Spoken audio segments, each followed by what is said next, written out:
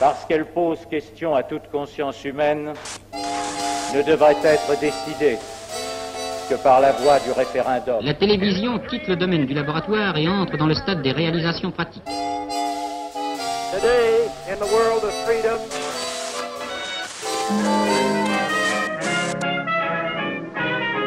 au studio des PTT, les nouveaux appareils de transmission sont braqués sur les interprètes de cette séance de gala diffusée par la Tour Eiffel. Nous sommes au Café Français et nous accueillons aujourd'hui Jacques Chemidat. Merci d'avoir accepté notre invitation. Bonjour, François Durper. Merci beaucoup. Vous avez été candidat à l'élection présidentielle en 2017, en 1995 aussi, en 2012. Et en France, l'élection présidentielle, c'est le pivot de nos institutions. On dit il y a ceux qui ont été candidats et ceux qui ne l'ont pas été. Et vous êtes le fondateur du parti Solidaire et Progrès, Solidarité et Progrès. Et on commence, comme toujours dans cette émission, par voir une photo de vous. Vous avez 6 ans. Alors, vous pouvez nous raconter 1947. C'est 1947. Qu'est-ce que vous vous souvenez ce que vous avez dans la tête à cette époque-là? Vous rêvez de quoi? Alors, je rêve de quoi? Il y a 2 choses en 1947. D'abord, un voyage en France. Alors, on vient en France, cette photo doit être juste après. On vient en France, d'Amérique du Sud, oui, dans un bateau, ça a l'air improbable, qui s'appelle la Désirade. Et on arrive dans un port, alors ça sent très fort, c'est la terre, on arrive dans un port, et il y a des messieurs au bastingage, et ils font des choses qui jettent dans l'eau. Alors, qu'est-ce que font ces messieurs? Je dis à mon père, prends-moi dans tes bras. Mon père dit non, faut pas voir ça. Alors, moi je dis oui, je suis très têtu. Hein. Il me prend dans ses bras, je vois des messieurs qui jettent des piécettes à des Africains, des jeunes Africains, très jeunes, qui plongent dans l'eau. Et un des messieurs me donne une piécette et me dit, jette-lui cette pièce pour qu'il plonge. Et moi, je saute hors des bras de mon papa, je jette la pièce sur le pont et je ne ferai pas ça. Alors, je ne sais pas pourquoi j'ai dit ça. Je pense que c'est un premier acte politique. Oui. Alors, il y en a un autre en même temps, en 1947, à Buenos Aires, en Argentine, où je suis. On vend un journal qui s'appelle La Raison. La Raison. Alors, j'ai acheté ça, La Raison, ça a l'air intéressant.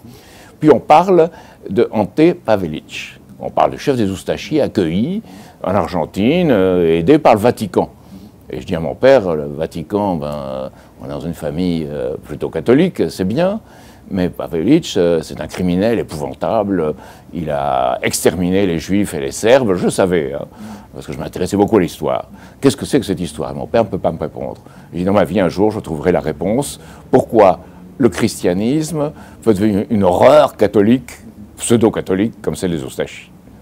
Est-ce que vous vous souvenez, Jacques Chemidat, du moment où vous basculez en politique, au sens premier du terme, où vous vous dites « j'ai envie de m'engager pour les autres » ?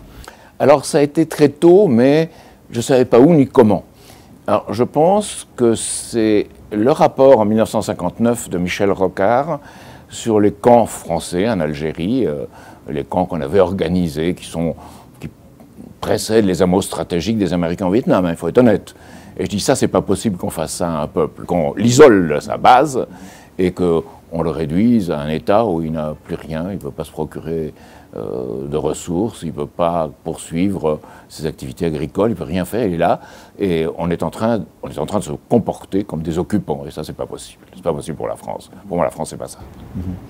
Et le moment, alors c'est bien plus tard, où vous vous dites, mes idées, pour être portées, il faut les porter au plus haut, c'est-à-dire qu'il faut se présenter à l'élection présidentielle, qui est l'élection suprême dans nos institutions. Il y a quelque chose qui se passe entre-temps. Je suis aux États-Unis, je ne voulais pas y aller. Oui, je suis envoyé malgré moi, je voulais aller en Chine. Oui. On me dit la Chine ne réussira jamais, elle ne fera... Ça montre la lucidité de l'administration française. Donc on m'envoie conseiller commercial aux États-Unis. Je suis à New York. Je n'ai pas regretté New York. Hein. Un peu plus les États-Unis, mais pas New York. C'est très intéressant, New York, à cette époque-là. Donc là-bas, un dimanche, c'est le 5 février 1975, je m'en souviens très bien, j'ouvre le supplément de New York Times du dimanche, et il y a... certains doivent être éliminés, d'autres demeureront. C'est pendant la famine d'Éthiopie. Et en première page, il y a les tranchées françaises pendant la guerre de 14, enfin tard, en 17, et on montre comment on devait tuer des prisonniers allemands et comment on tuait aussi finalement des Français lorsqu'ils étaient grièvement blessés parce qu'on ne pouvait pas les traiter. Et ils disent, le monde c'est comme ça, rapport Forester-Meadows, il y a trop de monde sur Terre, éthique du canot de sauvetage, certains devront être jetés par-dessus bord pour que tout le monde puisse continuer. Et ça, c'est pas possible. Puis je vois ce qu'est le Club de Rome, et c'est à ce moment-là, un peu avant, que je vois que Madame El Gazep, c'était la femme de Lyndon LaRouche, est allée à Bucarest à une conférence où elle a dit à J. Rockefeller qui organisait cette conférence du Club de Rome, elle lui a dit c'est le nouveau fascisme, c'est malthusien, c'est destructeur et c'est contre les pays du Sud et c'est inacceptable. Et alors je dis tiens, là, ça va être très intéressant, à ce moment-là je vais à une réunion de Lyndon LaRouche, ça me paraît très intéressant, pas tellement par les faits qu'il annonce, ce qui m'intéresse, c'est la manière dont il y a une référence à quelque chose qui pour moi est essentiel. Aujourd'hui, ça paraît plus banal. Mais à l'époque, il dit, il y a d'un côté une oppression financière, un système qui est celui du Fonds monétaire international, des grandes banques, et qui joue sur le court terme, l'immédiat, et qui est prêt, et qui sera prêt dans le temps, si on continue de cette façon, à détruire les êtres humains. Et de l'autre côté, il y a une sous-culture qui se met en place, du sexe marchandise, de la tolérance vis-à-vis des drogues, de la musique bruit qui se met en place. Et ça, il dit, c'est l'autre aspect. C'est je dirais, absence de repères. On élimine les repères pour que les gens n'aient plus de repères pour aller quelque part de l'avant. Et ce qui m'avait impressionné aux États-Unis bien avant, c'était Eugene McCarthy, ne confondez pas avec l'autre de McCarthy, c'est le McCarthy démocrate de gauche. Et McCarthy disait « net and clean with Gene », c'est-à-dire qu'il fallait refuser cette contre-culture qui allait être de l'intérieur, saper le fondement politique et la révolte politique contre la guerre du Vietnam, et la faire dégénérer dans une sorte de contre-culture apolitique. Et ça m'a paru très intéressant, et c'est de là que date une partie de mon engagement et vers l'élection présidentielle, donc, de 1995. De 95 ? En 95, c'est dénoncé, évidemment, l'évolution vers une financiarisation de l'économie. Alors évidemment, on connaît vraiment cet aspect de votre programme, de votre engagement, la lutte contre la finance, pour faire très simple. Peut-être un peu moins ce que vous dites, et pourtant c'est très original dans le paysage politique français, de l'immigration. Parce que pour vous, l'immigration, c'est une donnée, c'est une dynamique sociale. Et là, vous avez un discours, j'allais dire, singulier, peut-être minoritaire. Est-ce que vous pouvez nous en parler un peu ? Et en particulier, on sait quelle est la politique de Macron en l'occurrence, ce que vous en pensez. Alors je commencerai par 1976, où se tient la conférence des non-alignés, et où quelqu'un qui travaillait avec Lyndon LaRouche, qui est le ministre des Affaires étrangères du Guyana, qui après a été éjecté, et il appelle à un nouvel ordre économique et monétaire international, en disant il faut éliminer la dictature financière, car ce n'est pas le libéralisme, c'est la dictature financière, et il faut passer à un ordre de développement mutuel. Et dans cet ordre de développement mutuel, les phénomènes ou la réalité de la migration sera tout à fait différente, parce qu'à ce moment-là, ce sera dans un ordre où on pense à l'autre, on pense à l'avantage d'autrui, comme on dit dans le traité de Westphalie, qui est fondateur de la notion même de nation. Et une nation qui n'accueille pas l'autre n'est pas une nation.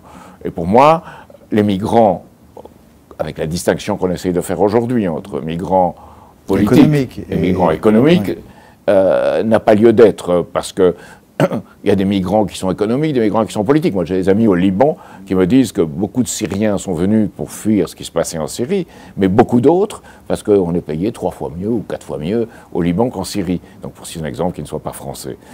En France, la façon dont on a créé une situation où la police a dû se comporter d'une certaine façon, non. C'est se déshonorer. Et je pense que si on réfléchit un peu à l'époque de Boat People, même Giscard d'Estaing était dans un accueil. Et puis on a perdu cette notion d'accueil. Et pour moi, s'il y a quelque chose dans le judéo-christianisme qui est essentiel, qui est fondamental, c'est reçoit tout homme avec un beau visage. Aujourd'hui, notre visage, il n'est vraiment pas beau en France. Plus l'enrichissement des autres cultures. De Gaulle le disait d'ailleurs. Il disait la France manque au monde, c'était pendant la guerre, dans les années 40, je crois que c'était en 42 ou 43. Il disait la France manque au monde, mais la France doit aussi recevoir les apports de tous les autres pays du monde. Si elle ne reçoit pas ces apports-là, elle n'est pas elle-même. Et dans votre combat, alors vous parlez également de l'Afrique, et on sait qu'il y a un mouvement qui est en train de de prendre de l'ampleur contre le franc CFA. Vous qui travaillez beaucoup sur ces questions financières, donc vous êtes... J'en ai parlé au grand débat, on a passé tout de suite à autre chose. Et non, alors là, on ne va pas passer à autre chose. Qu'est-ce que vous pouvez nous dire ce que vous pensez du franc CFA et de sa manière de maintenir le... On pourrait en faire une heure, mais... Alors, si on voit la base de tout ça, et ça vous étonnera peut-être, on est dans la décolonisation. Et à ce moment-là, la France aurait dû soutenir ce que parfois même l'école de la France d'outre-mer avait formé, des gens qui étaient comme Cheikh Anta Diop, comme Halim Diop, tous ces gens-là qui auraient dû avoir le pouvoir. Mais on préfère le donner à des militaires qui n'ont pas la culture, qui n'ont pas la compétence, et qui seront un peu nos bénis oui-oui.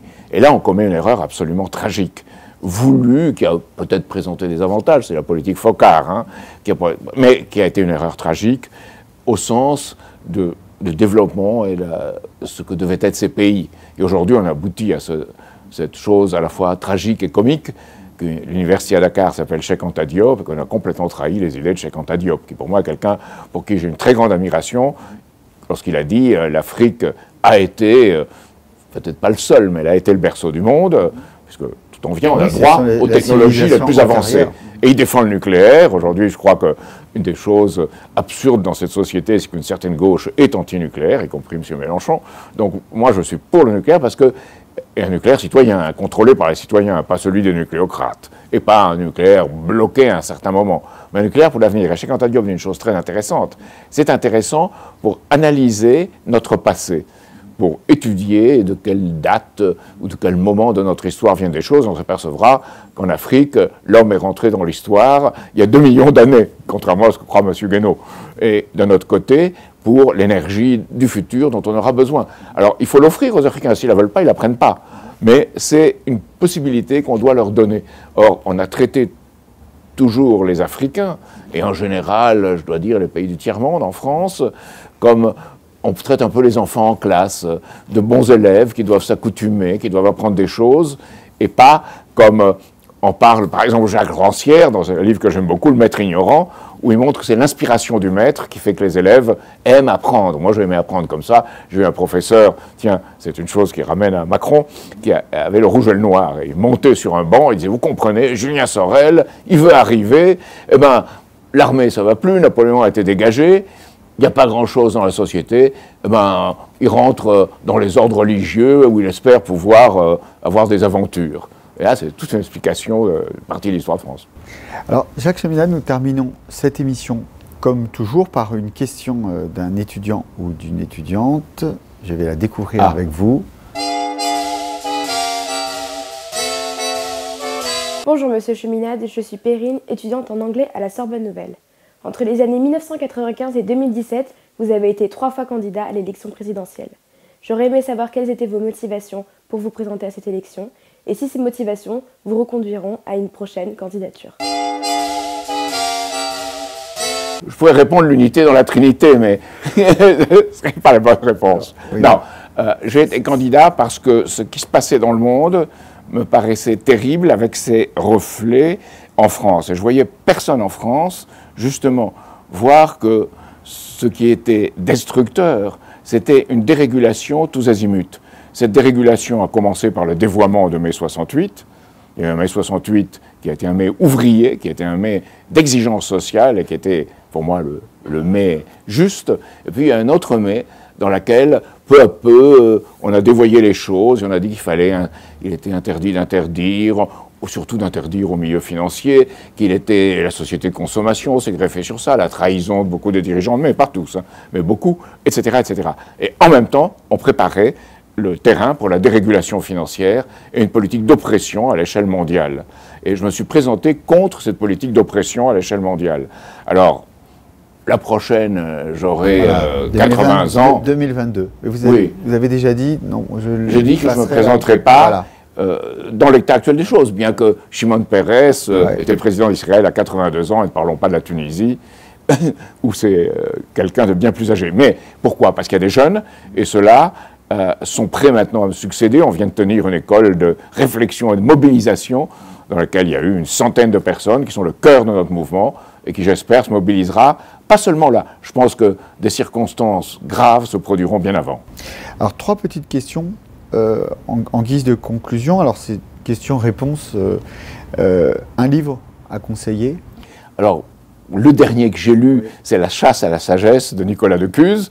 Alors, c'est très intéressant parce que c'est comment on parvient à décider quelque chose et par rapport à quoi. Un film? Un film. Alors, le dernier que j'ai vu, c'est les Pentagon Papers. Pour moi, on présente le Washington Post comme un truc extraordinaire, très moral, très bien présenté. Le film est très bien fait, américain. Mais je dirais, faites attention, parce que le Washington Post aujourd'hui n'est plus du tout avec Bezos, avec Jeff Bezos, n'est plus du tout ce qu'il était. Et enfin, si vous aviez une double nationalité, mais je sais que vous en avez une, la nationalité argentine, donc je dirais, si vous aviez une triple nationalité, laquelle serait-elle? Vous avez parlé de Charanta Diop, alors peut-être le Sénégal? Oui, ça serait une nationalité, j'hésiterais parce que je serais très tenté par une asiatique et une africaine.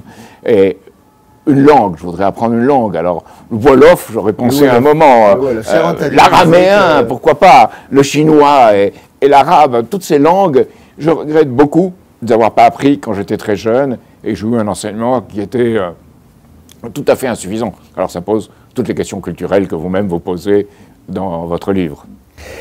Merci beaucoup. Merci. Jacques Chemida d'avoir accepté notre invitation. C'était avant J'aimais pas la politique.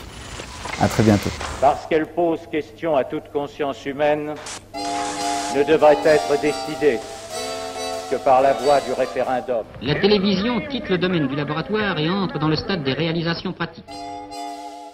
Today, in the world of freedom,